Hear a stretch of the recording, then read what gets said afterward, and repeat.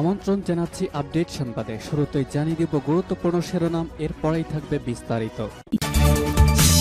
পুরোদমে Iran, Israel এবং নিরীহ ফিলিস্তিনিদের মাঝে ভয়াবহ যুদ্ধ চলছে হামলা পাল্টা হামলা।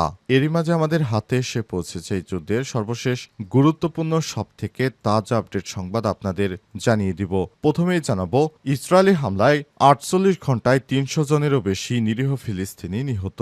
ফিলিস্তিনের গাজা উপত্যকায় দখলদার ইসরায়েলি বাহিনীর লাগাতার হামলায় মাত্র ৪৮ ঘন্টায় নিহত হয়েছে ৩০০ জনের বেশি ফিলিস্তিনি, আহত হয়েছে আরও শত শত মানুষ। গাজা সরকারের মিডিয়া অফিস এবং স্বাস্থ্য মন্ত্রণালয়ের বরাত দিয়ে আজ এই তথ্য জানিয়েছে কাতার ভিত্তিক সংবাদ মাধ্যম আল জাজিরা। এরপর জানাবো, আল আকসা মসজিদ প্রাঙ্গণে দখলদার ইসরায়েলি বসতি স্থাপনকারীদের হানা।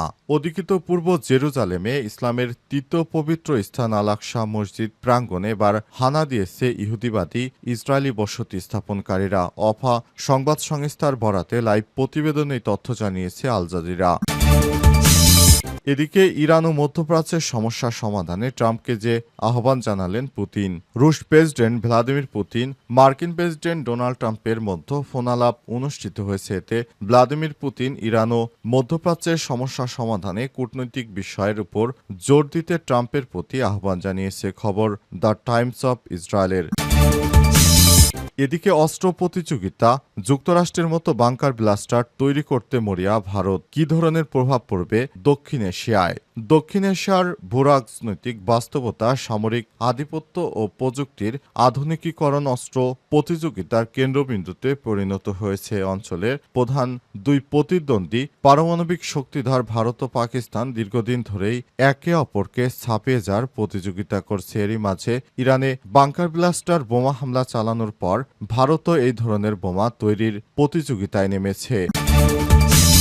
এবং সর্বশেষ জানাবো, ভিআইপি রুম না পেয়ে হোটেলে ভাঙচুর করেন যুবদল নেতা Monir. Banani Zakaria international restaurant and বারে ভাঙচুর, লুটপাট ও নারী লাঞ্ছনার অভিযোগ উঠেছে বনানী থানা যুবদলের আহ্বায়ক মনির হোসেনের বিরুদ্ধে। হোটেল কর্তৃপক্ষ বলছে, ভিআইপি রুম না পায় মনির তার অনুসারীদের নিয়ে এসে হামলা চালায়। এতে প্রায় ১০ লক্ষ টাকার ক্ষতি হয়েছে। প্রিয় দর্শক, এতক্ষণ শুনছিলেন সংবাদ শিরোনাম, এবারে বিস্তারিত। তবে তার আগে বন্ধুরা, অনুরোধ থাকবে এই সংবাদটিতে একটি লাইক দিন।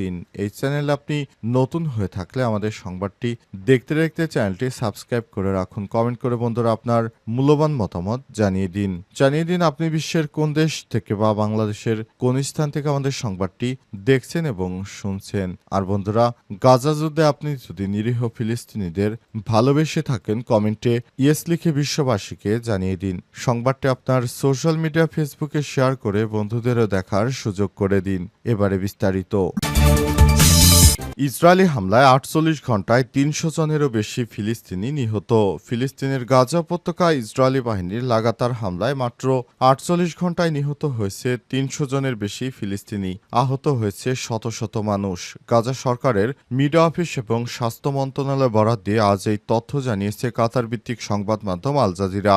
গাজা সরকারের মিডিয়া অফিস জানিয়েছে, ইসরায়েলের হামলায় গত ৪৮ ঘন্টায় ৩০০ জনের বেশি ফিলিস্তিনি নিহত হয়েছে এবং এই সময়ের মধ্যে ২৬টি রক্তাক্ত গণহত্যা সংঘটিত হয়েছে, যেখানে আশ্রয়কেন্দ্র, ঘরবাড়ি, বাজার ও খাদ্যের সন্ধানে থাকা সাধারণ মানুষকে টার্গেট করে হামলা করা হয়েছে। শুধুমাত্র গত ২৪ ঘন্টায় ১১৮ জন নিহত এবং ৫৮১ জন আহত হয়েছে বলে গাজার স্বাস্থ্য মন্ত্রণালয়ের বরাত দিয়ে জানিয়েছে আল জাজিরা। এর মধ্যে বৃহস্পতিবার ভোর থেকে নিহত হয়েছে ৭৩ জন, যাদের মধ্যে ৩৩ জন ছিল গাজা হিউম্যানিটেরিয়ান ফাউন্ডেশন বা জিএইচএফ পরিচালিত খাদ্য সহায়তা কেন্দ্রের সহায়তা নিতে আসা সাধারণ মানুষ। এছাড়া দক্ষিণ গাজার আল মাওশে এলাকায় একটি তাঁবুতে হামলায় ১৩ জন নিহত হয়েছে। গাজা শহরের পশ্চিমে মোস্তফা হাফেজ স্কুলে বাস্তুচ্যুত মানুষদের আশ্রয় দিয়েছিল, সেখানে ইসরায়েলি হামলায় ১৬ জন নিহত হয়েছে, আরও অনেকে আহত হয়েছে। সেখানে আশ্রয় নেয়া আহমেদ মনসুর নামের এক ব্যক্তি বলেন, ভোরে ঘুম থেকে ভয়ঙ্কর বোমাবর্ষণের শব্দে ঘুম ভেঙে যায়, মনে হচ্ছিল ভূমিকম্প হচ্ছে।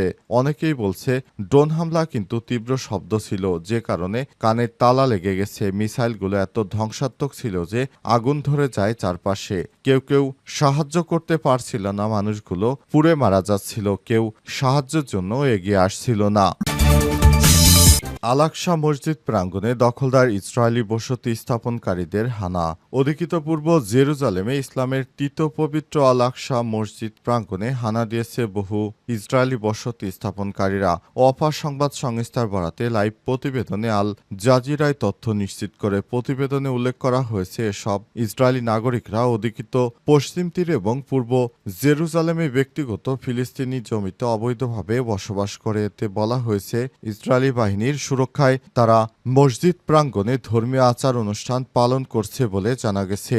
জেরুজালেমের স্থির ব্যবস্থার অধীনে মুসলিমদের জন্য এই প্রাঙ্গণে উপাসনা করার কোনো অনুমতি নেই। পশ্চিম তীরে ইসরায়েলি বাহিনীর হাতে স্কুল ছাত্রসহ আরও ৩০ জন আটক। ফিলিস্তিনির প্রিজনার্স সোসাইটি পিপিএস জানিয়েছে পরীক্ষা শুরুর মাত্র কয়েক ঘন্টা আগে আজ ভোরে ইসরায়েলি বাহিনী অধিকৃত পশ্চিম তীরে উচ্চ বিদ্যালয়ে ৭ জন শিক্ষার্থীকে গ্রেপ্তার করেছে। পিপিএস জানিয়েছে ফিলিস্তিনি কর্তৃপক্ষ শিক্ষা মন্ত্রণালয়ের তথ্যের ভিত্তিতে ইসরায়েলি কর্তৃপক্ষ এই গ্রেপ্তার চালিয়েছে এবং এই বছর মোট ৬৭ জন শিক্ষার্থীকে পরীক্ষা দিতে বাধা দেওয়া হয়েছে।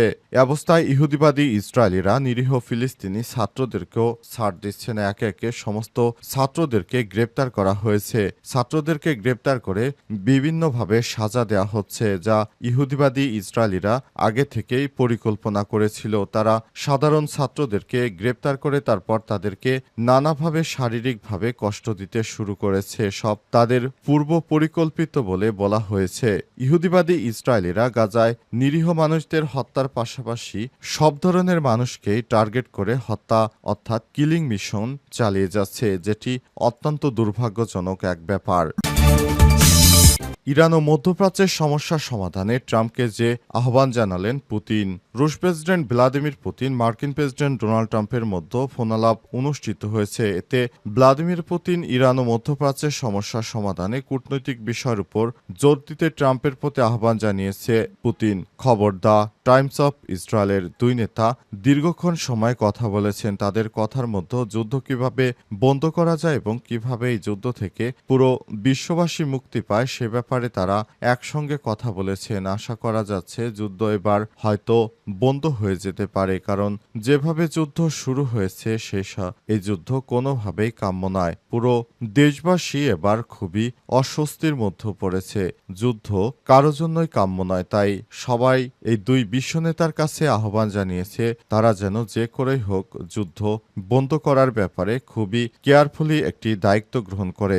অন্তর্বর্তীকালীন সরকার বাংলাদেশের ক্ষমতায় আসার পর যেমন সবার একটা প্রত্যাশা রয়েছে, তেমনি ডোনাল্ড ট্রাম্পও ক্ষমতায় আসার পর পুরো বিশ্ববাসী ডোনাল্ড ট্রাম্পের প্রতি আহ্বান জানিয়ে আসছে তিনি যেন যুদ্ধ বন্ধ করে দিতে সক্ষম হন। কারণ যে যুদ্ধগুলো বাইডেন সরকার শুরু করে গেছে সেগুলো ট্রাম্পই একমাত্র পারেন বন্ধ করতে। এর আগে আফগানিস্তানের যুদ্ধ বন্ধ করে পৃথিবীতে নজির স্থাপন করেছেন যুক্তরাষ্ট্রের প্রেসিডেন্ট ডোনাল্ড ট্রাম্প। তিনি তার আগের মেয়াদে আফগানিস্তানের সঙ্গে সমস্ত যুদ্ধ বন্ধ করে দেন। এরপর থেকেই তাই যুদ্ধ বন্ধ করে শান্তির পথে আনার মতো একমাত্র শাসক ডোনাল্ড ট্রাম্পকেই দেখা হয়। কারণ ইরাক যুদ্ধ সহ পারস্য যুদ্ধ বা বিভিন্ন যেসব যুদ্ধ হয়েছে সবগুলোই কিন্তু এর আগে বারাক ওবামা বা তার রিপাবলিকানদের কারণেই হয়েছে। কিন্তু ডেমোক্র্যাট প্রার্থী ডোনাল্ড ট্রাম্প তার শাসনামলে কখনো নতুন করে যুদ্ধ শুরু হয়নি। তাই সবার আশা এবার যেন ডোনাল্ড ট্রাম্প এই যুদ্ধটি বন্ধ করে দিতে সমর্থ হন। এ কারণে তারা দুই নেতা একসঙ্গে কথা বলেছেন। ভিআইপি রুম না পেয়ে হোটেলে ভাঙচুর চালালেন যুবদল নেতা। বনানীর জাকারিয়া ইন্টারন্যাশনাল রেস্টুরেন্ট অ্যান্ড বারে ভাঙচুর, লুটপাট ও নারী লাঞ্ছনার অভিযোগ উঠেছে বনানী থানা যুবদলের আহ্বায়ক মনির হোসেনের বিরুদ্ধে। হোটেল কর্তৃপক্ষ বলছে ভিআইপি রুম না পায় মনির তার অনুসারীদের নিয়ে এসে হামলা চালায়। এতে প্রায় ১০ লাখ টাকার ক্ষয়ক্ষতি হয়েছে দাবি তাদের। এই ঘটনাটি ঘটেছে গত রাত ৯:৩০টার দিকে। ঘটনার একটি ভিডিও সামাজিক যোগাযোগ মাধ্যমে ভাইরাল হয়, যেখানে দেখা যায় শাড়ি পরা এক নারী হোটেলে সিঁড়ি দিয়ে দৌড়ে নামতে গেলে এক ব্যক্তি তাকে আঘাত করে মেঝেতে ফেলে দেয়। আরেক নারীও হামলার শিকার হন। ভিডিওতে ৮ থেকে ১০ জনকে হামলায় অংশ নিতে দেখা গেছে। তারা সবাই বিএনপির সক্রিয় নেতাকর্মী বলে জানা গেছে। বিএনপির এই নেতাকর্মীরা পুরো দেশটাকে অশান্ত করে রেখেছে। এই ঘটনার হোটেল সহকারী ম্যানেজার আবু বক্কর সিদ্দিক বাদী হয়ে বনানী থানায় মনির হোসেন সহ ৫ জনের নাম উল্লেখ করে একটি মামলা মামলা দায়ের করে মামলায় আরও ২৫ জনকে অজ্ঞাত আসামি করা হয়েছে। এজাহারে বলা হয়েছে হামলাকারীরা রেস্টুরেন্টের TV chair, table, CC camera, monitor, laptop, glass সহ বিভিন্ন মালামাল ভাঙচুর ও লুটপাট করেছে। কাউন্টার থেকে ৭০,০০০ টাকা এবং স্টোর থেকে ৫ লক্ষ টাকার বিদেশি মদ লুট করে নিয়ে গেছে। তারা চলে যাওয়ার সময় পুলিশ অভিযোগ করলে রেস্টুরেন্ট বন্ধ করে দেওয়ার হুমকি দেয় তারা। রেস্টুরেন্ট কর্তৃপক্ষ জানিয়েছে ঘটনার আগের দিন মনির নিজের স্থানীয় রাজনৈতিক নেতা পরিচয় দিয়ে ভিআইপি রুম দাবি করে রুম খালি না থাকায় সাধারণ টেবিলে বসানো হলে তিনি ক্ষুব্ধ হন এবং হুমকি দিয়ে চলে যান। এরপর তিনি তার লোকলস্কর এনে ব্যাপক হারে হামলা চালান। সেই হামলায় অনেক নিরীহ মানুষ আহত হয়েছে। বিএনপির এই ধরনের কর্মকাণ্ড কোনোভাবেই মানা যায় না। তারা যা শুরু করেছে সেটি কোনো স্বাধীন দেশে হতে পারে না। একে একে তারা পুরো দেশ জুড়ে বিশৃঙ্খল পরিস্থিতি তৈরি করছে। কোনোভাবেই সেটি গ্রহণযোগ্য নয়। তবে বিএনপির পক্ষ থেকে এই নেতাকে দলীয় পদ থেকে বহিষ্কার করে তারা দায়সারা কাজ সেরেছে। হয়তো কয়েকদিন পর নতুন করে আবার এই নেতাকে তারা দলে ভিড়াবে, কিন্তু কেউ জানতেও পারবে না।